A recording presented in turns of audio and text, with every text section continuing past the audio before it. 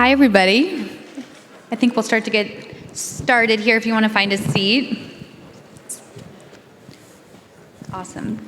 Well, my name is Megan O'Connor. I'm the head of strategic partnerships at Chegg Skills, specifically focused on what we're doing in adult reskilling and upskilling education. And I'm super excited to be here today to talk with an incredible group of leaders around education as a benefit. You know, how can this be a powerful edge for employers? So we have some amazing leaders up here today in the space from all different angles. I'm going to quickly introduce each one of them because I could go on about them all forever, but we'll try to do this as quickly as we can and dive into the conversation. So I'll start here actually with Lee in the center. Lee is the Chief Strategy Officer at Noodle Partners, which provides online and hybrid programs to enhance student-faculty engagement. He has over a decade of experience in ed tech, and he now heads the university and corporate partnership teams at Noodle, and they're developing workforce learning products, which we'll know more about soon. Next on the end here, we have Ruben Harris, the CEO of Career Karma, which helps students find the best educational programs for their price point and career goals. Over the years, he's strived to demystify breaking into tech, especially for underrepresented groups. Next, we have Ardeen Williams, the Vice President of Workforce Development, who is leading workforce development for Amazon's HQ2. Her team delivers programs including Career Choice, which has helped thousands of Amazonians retrain for careers in high-demand fields. And next, towards the end there, we have Charlie Schilling, the President of Enterprise Business for US, Europe, and Canada for Emeritus. By working with more than 50 top-tier universities across the world, Emeritus provides short courses, degree programs, boot camps, and senior executive programs that help individuals learn new skills and transform their lives. And last, right next to me, we have Paul Freeman. He is the president of Learning Marketplace at Guild Education, which connects employers with top learning providers to deliver high-quality education to employees. So thank you guys all for being here. All right, let's dive right into it. Where I wanted to start is, as leaders in the industry, we have to recognize that education as a benefit is relatively new. While we all probably talk about it a lot, in the grand scheme of conversations in education and conversations at even ASU+GSV, it's still on the newer side.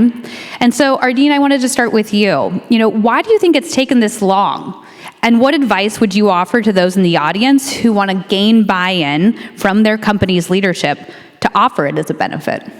So I'm going to be a contrarian. I don't think it's new, frankly. I mean, tuition reimbursement and training in corporations and companies of all sizes is not a new thing. The people learn and grow in business by adding skills to experience, and it's in employers' best interest to provide that. I think what you're seeing is a new approach and a new integration of external, so higher ed, of corporate, and then also companies in ed tech that are helping to bring a new and improved version of education as a benefit. And what advice would you give to individuals who want to see this adoption at their company's leadership? Obviously, there's great buy-in at Amazon. What are the first steps one has to take? So everything is, well, there's great buy-in. That's kind of an interesting, we've worked pretty hard at it. I think the piece is to understand your customer, and if your customer is in fact your employee, then understanding the needs of different employee segments is incredibly important, because our frontline workers who are in transportation and logistics have very different requirements. They may have the same aspirations, but different requirements in terms of learning and opportunity as our software development engineers, for example. And so meeting your customers where they are and understanding what can help move them forward and what the benefit is for them, the community, as well as the company, I think is the first step. Wonderful. Ruben, my next question is actually for you. So based on some research that we recently did over at Chegg Skills, we found that people don't just want something that could be seen as a degree. They want to be certified in the skills that they've learned. And why do you think that we've seen this as a distinction? Why are we considering these two things different? I think that's a great question. I think that credentials are helpful for recruiters to screen for things, but employers care more about what people can do for a company. So I think that skills are an important approach to go skills-based certifications. I think degrees are a great thing for people, but I think the resume is starting to die a fiery death, and people are starting to evolve their interview processes, starting to see like what project-driven things look like versus just brain teasers. And so I think it's important to evolve the conversation from just boot camps versus degrees, but also take into account what's happening in the whole post-secondary education landscape with non-degree programs or short courses like we mentioned earlier, or things like corporate-run programs like Google Certificates or Salesforce Trailhead and things like that. And so I think that, again, credentials are really good for a filter, but people need to start thinking deeper about what goes beyond once you have people in the door. All right, I want to open up this next question to everybody, but Paul, I'm going to start with you and say, right now, in-demand skills for the most important jobs are what are dominating the conversation around what's important to learners. How do I get the skills I need for the jobs that I want? But what are ways that learning partners, and learning partners may be ones that you guys have worked with at Guild, what are the specific ways they can teach those skills so that way those learners can actually perform them on the job? Yeah, well, the first thing that learning partners have to do is figure out what those skills are, right? And I think the classic traditional universities have had a hard time really engaging with companies to really figure out what the jobs of the future are. They kind of rely on anecdotes and intuition about where jobs are going, and I think there's a real opportunity for traditional universities to better engage with companies to sort of figure out where things are going. So the first step is figure out what they are. The second, I think, to the point that Ruben was making before, is really institutions, both traditional and non-traditional institutions, need to innovate in the way that they're delivering the skills. And deliver them in ways that make more sense for the perspective of the employee, not the institution or the employer. And employees want skills that in the path of their lives, right? They want skills that will lead them to the next promotion. Then they maybe want the opportunity to take a time off from reskilling, focus on their career, but they might want to go back in 2 years to get additional skills. And so skills that ladder, that are interoperable, and that are formed around the needs of the employee, not the employer or the institution, are kind of what's important for the future. Yeah, I would add to that, I think that's a great way to think about it. It's really on-ramps and off-ramps.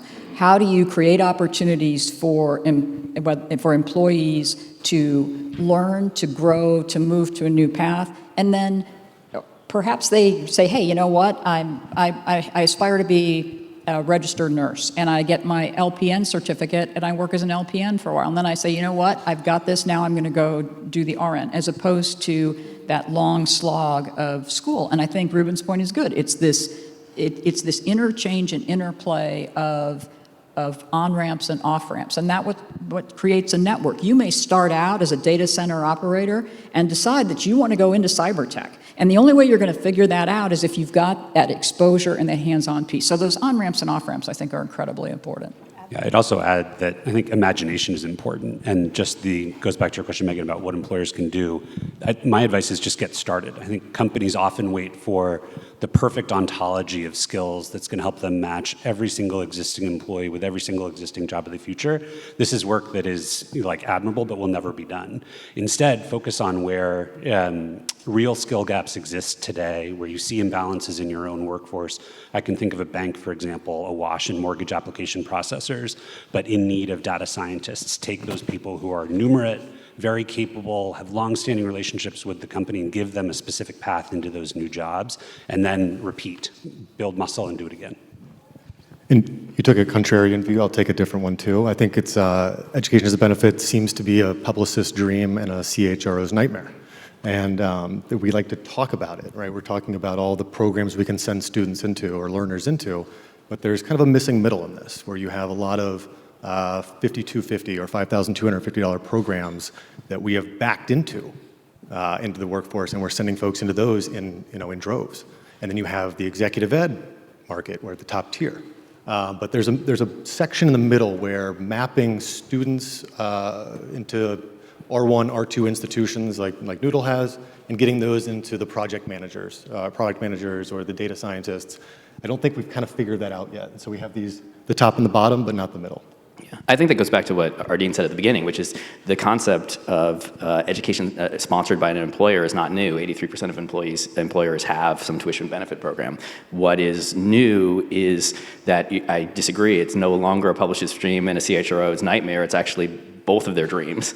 The difference is, it has to be a program that's applied strategically, right? And so, I think Guild started and is the leader as education to benefit, but frankly, that's like our past, not our future.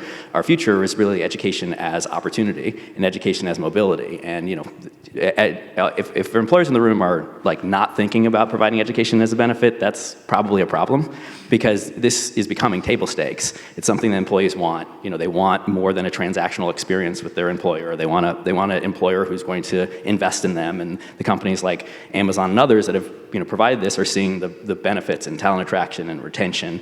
But the future is, creating educational programs that align towards job mobility. Charlie, you mentioned the financial institution that has what I call a two-sided problem, where they have jobs that are facing automation on one side and they have jobs they can't fill on the other side. Like, that's the knowledge economy. That's the future. Like, every employer is going to face that.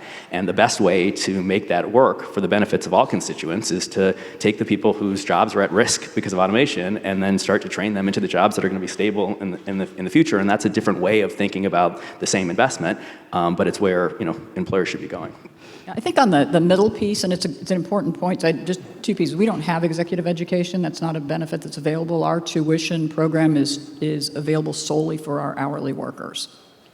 For our middle, what we're doing is internal programs like the Machine Learning Academy. And what that does is takes developers and architects who are working with leading edge technology and bringing it to our younger software engineers so that they have the opportunity to stay current, to work on leading edge. We don't know that they're going to need it today, but we do know that that's where the market is going. And so making those skills available to them internally is great because it keeps their technical skills fresh.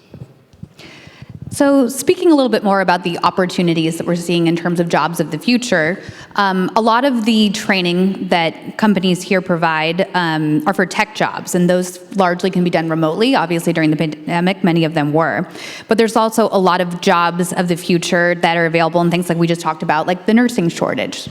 Huge opportunity if you get reskilled in nursing and enter into that workforce. However, those require that you be in a physical location in order to complete your training and then obviously move on to the career force. So how can programming, specifically the ones that leverage education as a benefit dollars, adapt for the fact that not all things can be done remote? I mean, we've been doing programs that have required some part of what we call applied learning from the very beginning. One of Walmart, one of our earliest and biggest partners, one of their most popular programs is in the trades, and you can't learn how to be an electrician entirely by watching videos, and you have to actually have some physical experience. That requires additional technical complexity. But it still, can be delivered. There's parts of education that can be delivered, didactic education, and then you need to connect that to last mile experience. It makes the program design more complicated. It makes the interaction more complicated, but it's a really important, part of actually providing education for all the areas, because, the tech is not the only place where there are jobs in the future. Nursing, trades, or so. We were talking yesterday about network switching, and there's a lot of places where there are in-demand jobs that require you to actually use your hands, and those require training in the real world. And I think it's a combination, right? So we do a career choice program is the vast majority of it is local. It's in our facilities, and it's working with partners that, whether it's community college or companies like these, that can bring in content and then what you have to do locally. But that proximity is incredibly important. Making the learning and the training available where employees are makes it a lot easier because you overcome the friction. People aren't going home and then having to decide to come back or go somewhere else. And so having that physical piece is key to success. And our three most popular programs across the U.S., without in any particular order, are healthcare, commercial driving, and IT. And the vast majority of those are in-person jobs. Yeah. There's two big phenomena that I see related to this question, which is the Great Resignation moving to the Great Reshuffling, and then the pandemic accelerating the growth of remote work and online education. I was talking earlier to some educators and how education has changed more in the last 2 weeks than it has in the last 200 years, where it's not optional to go online anymore. If you're an educator, you have to go online, and you have to also consider the worker that they might have to have a job. They can't go full-time, even if it's fully paid for by an employer. You got to have part-time options, which are only enabled through through online education. When you think about it from an employer perspective, employers are really thinking deeply about not how to just support them in that way, but it's really important to really understand just in general how this stuff is shifting. So that's how I think about it. Yeah, and I'd also say, employers have to make the space for that learning. Like, no one expects your American Airlines pilot to do their continuing ed at midnight, right? They do that as part of their job. And there are other barriers to education than just cost, right? I mean, in many cases, people need childcare so they can actually make the time to get to the learning. And there's a lot more that employers can do around that to make it all work. It's a line we use when we're talking to universities is it's either part-time or more part-time. Right? There's not a lot of full-time programs that you can do online. But to the nursing question, and I really liked when I saw Career Choice came out with the nursing programs on there as well. I've been thinking a lot about the connective tissue between hospital systems who need 190,000 nurses and 80,000 got fulfilled last year, and the lack of supply that's moving in that direction, and then a recalcitrance of the universities to produce that much supply. And I think the missing piece all along has been some sort of a financial mechanism or some sort of a mechanism like Stride funding, as an example. I think it does a really good job of this, and they just announced something similar to this today with Deloitte. But connecting those together and then flowing through as an education for recruitment rather than just an education as a benefit. And so you're actually doing a working agreement for 4 years for the nurse after the clinical programs, but before that, they're seeing a messaging that says get a job and a four-year commitment and a new salary, and feeding it through. And I'm looking around and realizing I might have botched the explanation of that. It's a new thing we're kind of workshopping, but I'd love to talk to you about it. But one more thing related to this is that, when you think about employers embracing remote work, it's not about remote work versus offline work. It's these hybrid organizations, and whether that's going to be the case. And I think it's the same thing with online education, not just online versus offline. It's a hybrid of both. People might sign up for an online program, but also want an in-person program. People might want to have an in-person program, but also have online optional from time to time. So you need flexible programs in general. To your point, everything can't be taught online for things like nursing, but I think you shouldn't choose to be one or the other. You should just recognize you got to figure out how to optimize for both.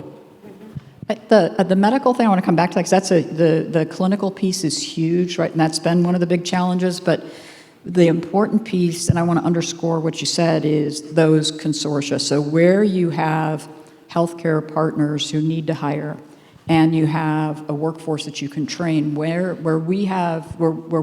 I get most excited, where we have the most of our success is where we can put those two together, where we can create a high quality talent pipeline for a local employer, and then working with that employer and the local learning institution or training providers to ensure that the KSA, so the knowledge, skills, and abilities, are integrated into that program. And then, because we've got enough demand, we can alter the timing to make sure that it works for working adults who have other responsibilities. But that piece is really key, understanding who's doing the hiring and who has the need, and then working to build that consortia is very, very powerful in communities. I think Guild is doing that in Colorado. Yeah, we're doing that in Colorado, and we're going to be doing more across the country. It's right now 40% of our new employers are in healthcare, and we have strong partners in retail, and the opportunity to connect those up is really exciting. I want to go back to a concept because I think healthcare is an area that we're seeing this concept of like get it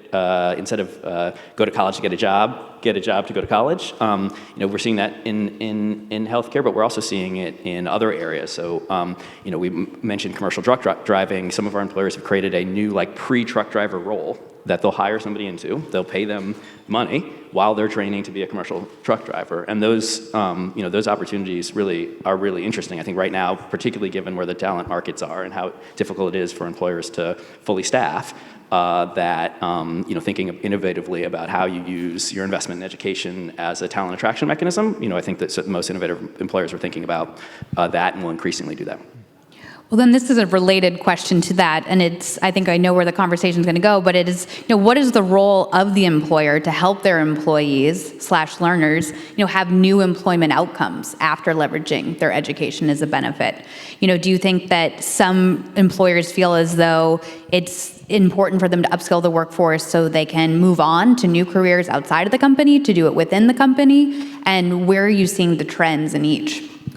I mean, there's that famous quote where the CFO asks the CEO, what if we invest in our people and they leave? And then the CEO answers, what if we invest in them and they stay, right? I think that the landscape has shifted to focus on an employee and then a contractor having the power.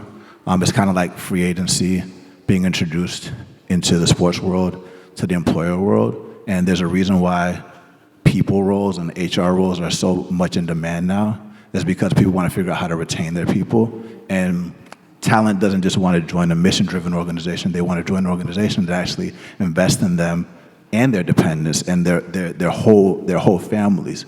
So just going back to what you're talking about, I think it's very important to talk to the employees and the contractors to understand exactly what they need, what they're looking for, and really support them in that regard. And the last thing I'll say about this is I talked about the great resignation, the great reshuffling. The great reshuffling isn't just related to people leaving their employer. It's they want to figure out how to level up within their organization. Our VP of People, Jessica Lamb, is right here. We talk a lot about competency modeling. It's not just important to lay out what they need to do in order to get promoted, but how is a company going to invest in you so that you can get promoted? Right? It shouldn't just be like something that you do by yourself. And so I think that that these education as a benefit conversations are important because it helps people level up and go through all of that. Yeah, it's not if you leave an employer, it's sort of how you leave and what impact you made when you were there. And the reason why employers are increasingly investing in education as a benefit is because there's a massive, for our employers, a 3x, return on the investment that they're making that they can see in talent attraction, they can see in retention.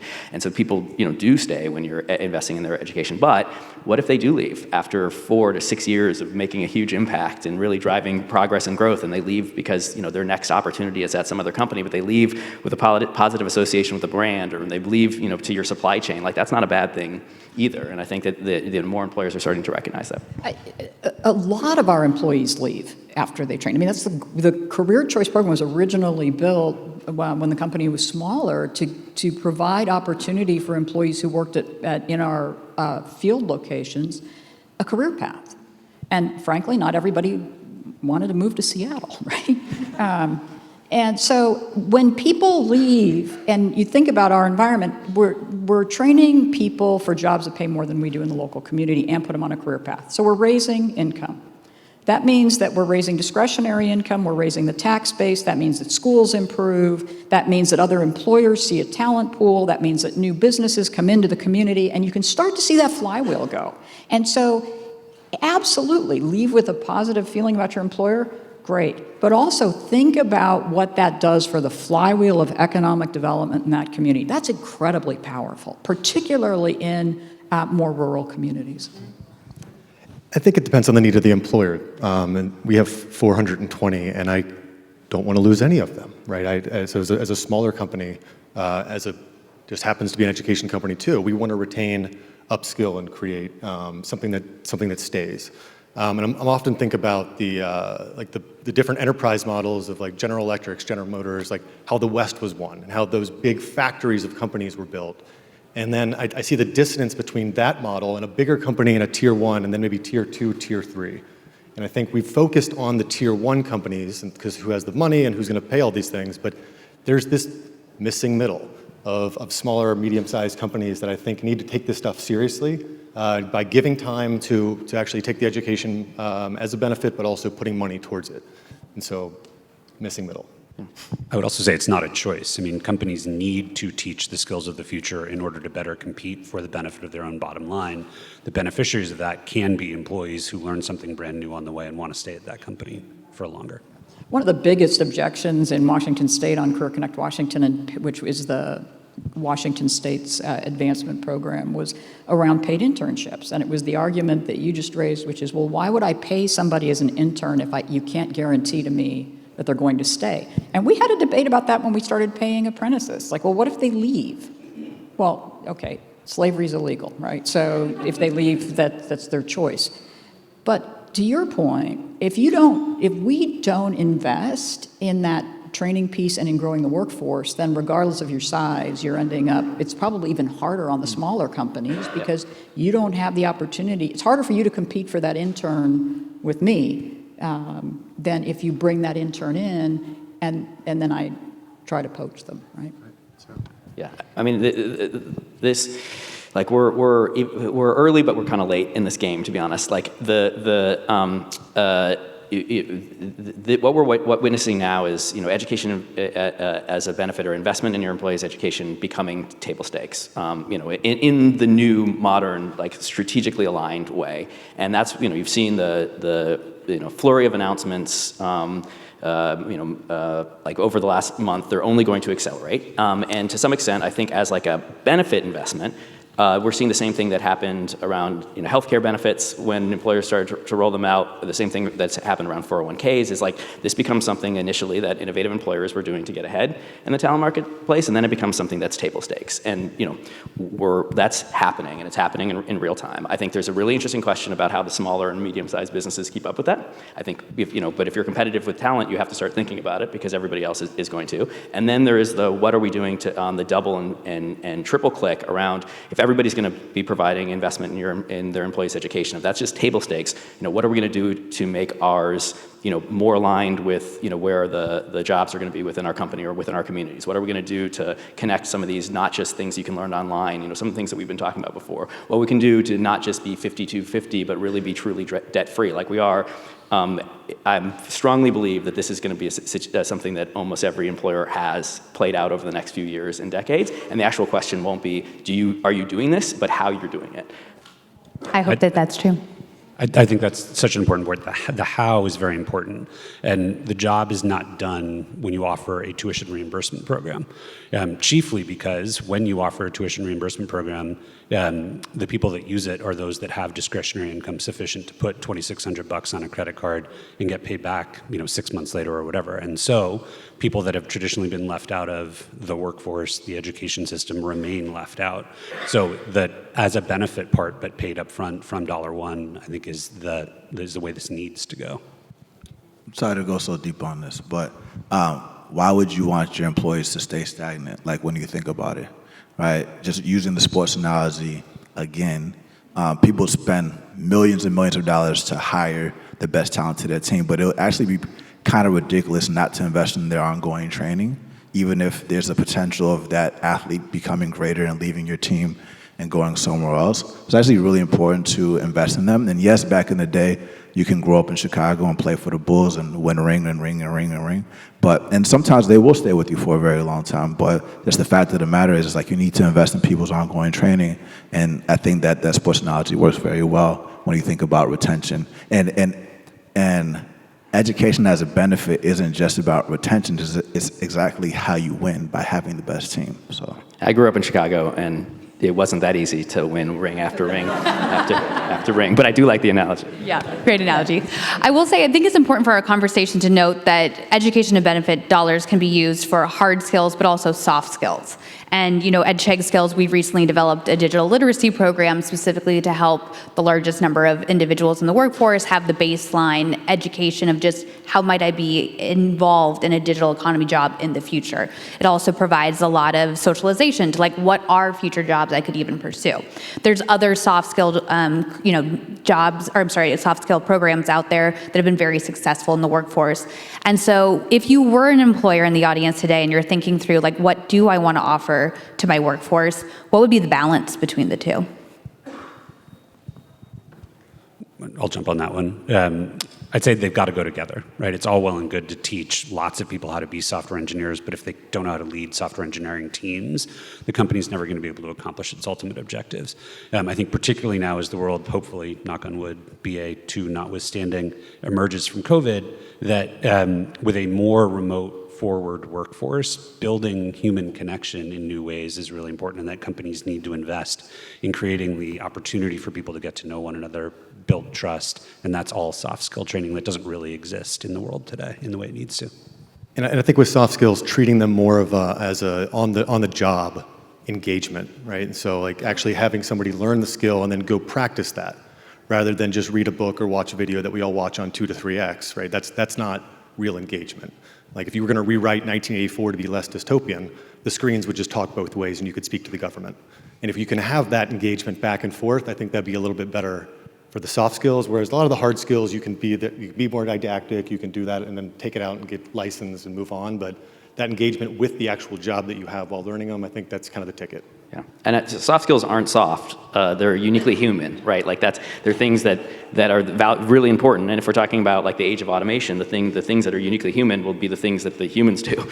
The robots will do all the rest. So it's incredibly important. I think one of the things that we have seen, however, is that making sure that employees understand that is not always an easy trick, right? So employers could be convinced that you need more negotiating skills or you need more people management skills.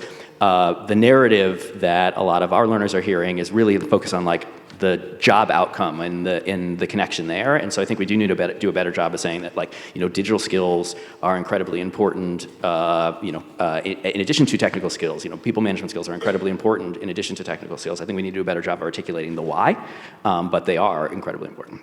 Yeah, I agree with everything that everybody's saying. Speaking of soft skills and human connection, we're a career company, software-driven company.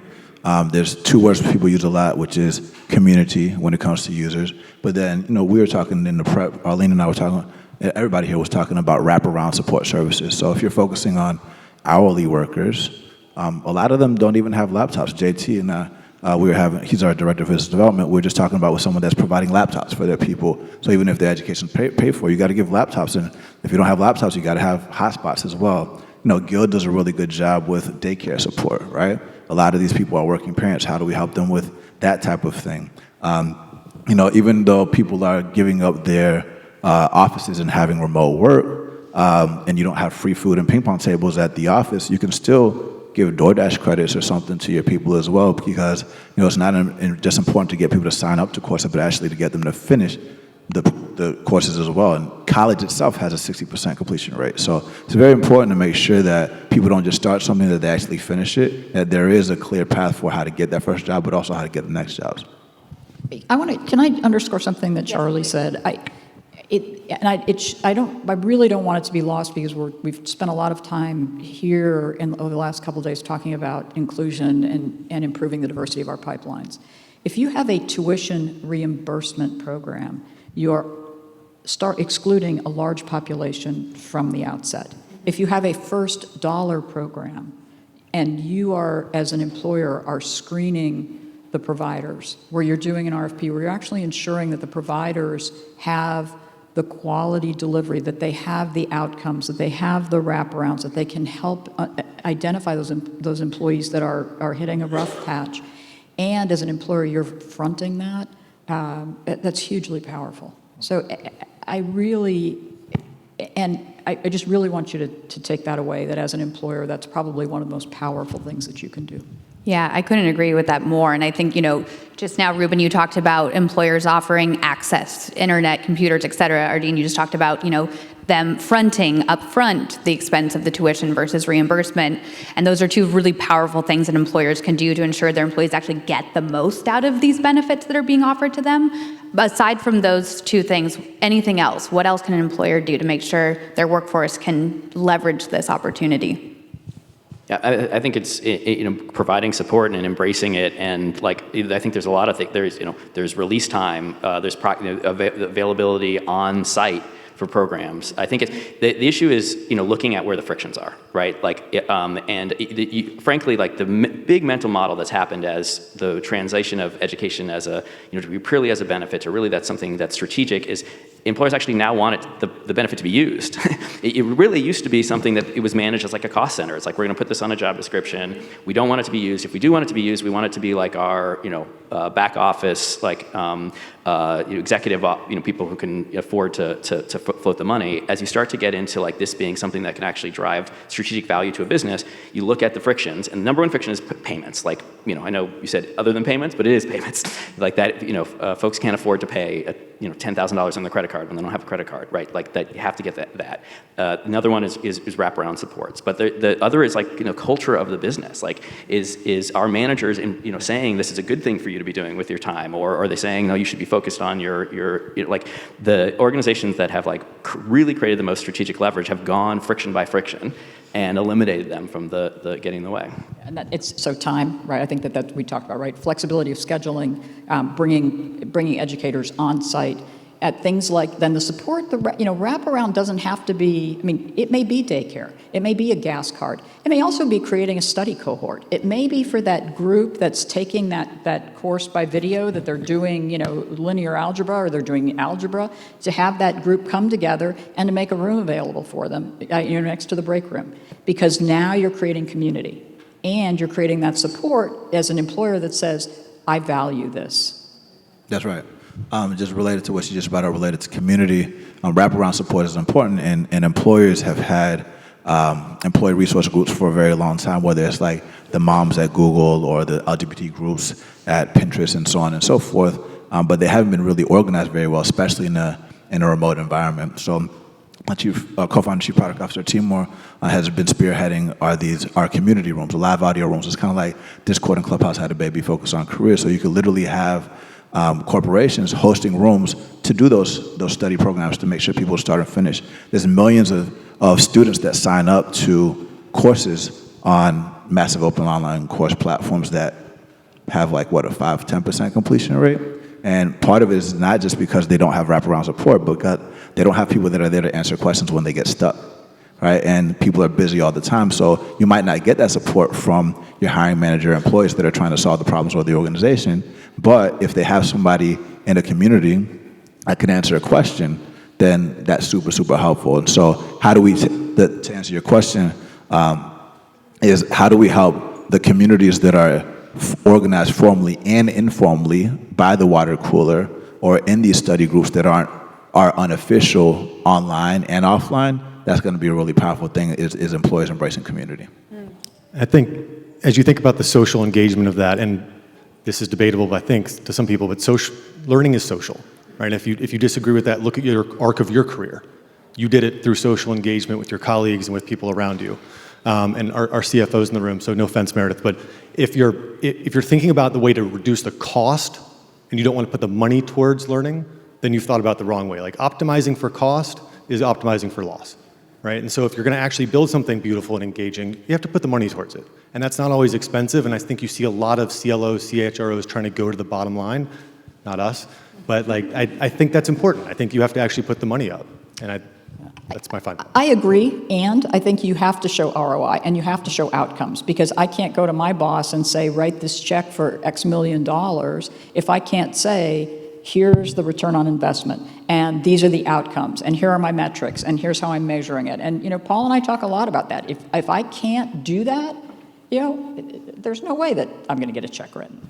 Yeah, Ardine, I think that outcome data is really important. In an earlier comment you said with regards to, is your manager telling you that it's a good idea for you to take these programs? Not only, I think, is it a good idea for you to take these programs, and the input of this education can output you into this new role. And here's examples of, peers in the community who have achieve that new job that you might be interested in, and this is the skill they learned in this program that got them there. I think that showing that pathway and making it very transparent to the workforce is very, very important. Charlie, were you going to say something? I was just going to add on Ardine's point that taking it from the CLO to the CFO is a great thing. I mean, the CFO very familiar with talent acquisition budget, which is often multiples of a talent retention or learning budget, and that by shifting those dollars around, companies can achieve much better outcomes. Okay, we are going to try to do one more question quickly here. And so in a recent poll that we did at Chegg, we found that 61% of our respondents said that they would pursue a professional certificate program within the next year if it was fully funded by their employer. But only 49 said they would do so for a college degree. If you're an employer right now and you're wondering, are my employees going to use this for skills programs? Or are they going to use this for 4-year degrees? Which percentage do you think is going to be higher? It's going to be both. I think that there's like a false dichotomy of saying like it's either for skills or for college degrees. I think it's and in both, and will always be. The college degree is still very meaningful as it relates to like, if you want to say what's going to get people into the middle class, looking historically, like college degree is the best investment you could possibly have. And folks are looking for, as that data would suggest, things are more skill focused and focused on the pathway they want to go. But these are things, they're both going to exist in the future, and they're just going to have to be more interoperable than they've been in the past. We talked about on-ramps and off-ramps, right? And it's and if you think about a working adult, a 4-year degree isn't a 4-year degree. I mean, just working part-time, it took me longer to get through school, right? So I don't think to your point, it's a false dichotomy. The point is, credentials are interleaved with 2-year degrees, they're interleaved with vocational training, they're interleaved with 4-year degrees. The trick is creating those pathways, and to your point, helping employees understand, if you do X, if you step onto this stepping stone, here are the other 3 things that are going to be possible that you can't do right now.